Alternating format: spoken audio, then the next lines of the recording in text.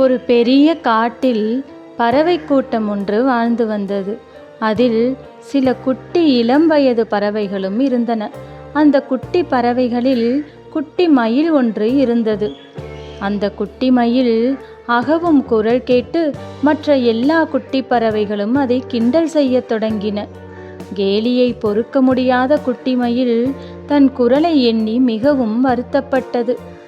மனம் வருந்திய குட்டி மயில் அங்கு வாழ்ந்து கொண்டிருந்த வயதான புறாவிடம் சென்று தன் குரல் ஏன் இப்படி இருக்கிறது என்று தன் கவலையை கூறியது.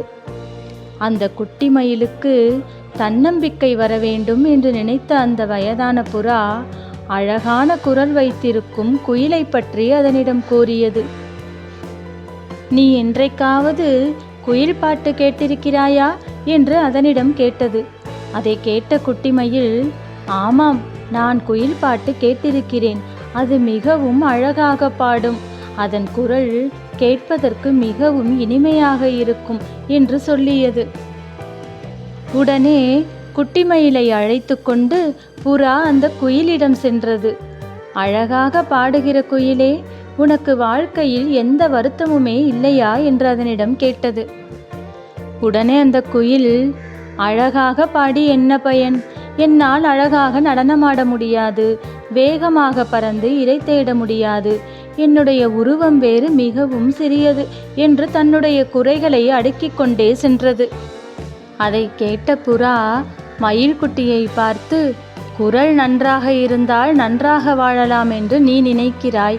ஆனால் குரல் வளம் நன்றாக இருக்கும் பறவையே வருத்தத்தில்தான் உள்ளது. அது உன்னை போல் வாழ வேண்டும் என்று ஆசைப்படுகிறது என்று அதனிடம் சொல்லியது.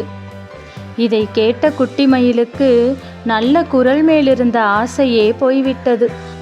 அப்பொழுது அது குயிலை பார்த்து, உனக்கு எந்த பறவை போல இருக்க வேண்டும் என்று ஆசை என்று அதனிடம் கேட்டது. அதற்கு அந்த குயில், எனக்கு மயில் மாதிரி மாற வேண்டும் என்று ஆசை என்று சொல்லியது. இதை கேட்ட குட்டி மயிலுக்கு மிகவும் ஆச்சரியம். ஏன் அந்த குயில் என்னை மாதிரி மாற வேண்டும் என்று ஆசைப்படுகிறது? எனக்கு தான் நல்ல குரல் வளம் இல்லையே என்று புறாவிடம் சொல்லியது. அதற்கு அந்த புறா, கடவுள் ஒவ்வொருவருக்கும் ஒவ்வொரு விதமான நிறைவான வாழ்வை அளித்திருப்பார்.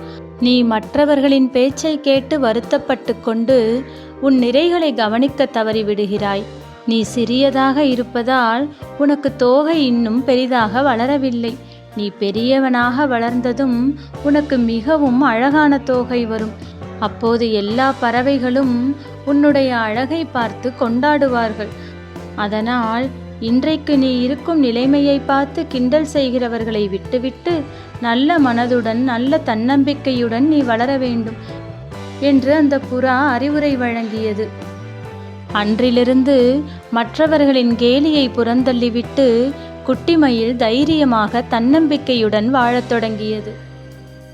மற்றவர்களின் கேலியை நம் மனதிற்குள் எடுத்துக்கொள்ளாமல் நம்மிடம் உள்ள நிறைகளை கவனித்து நாம் வாழ்க்கையில் முன்னேற வேண்டும்.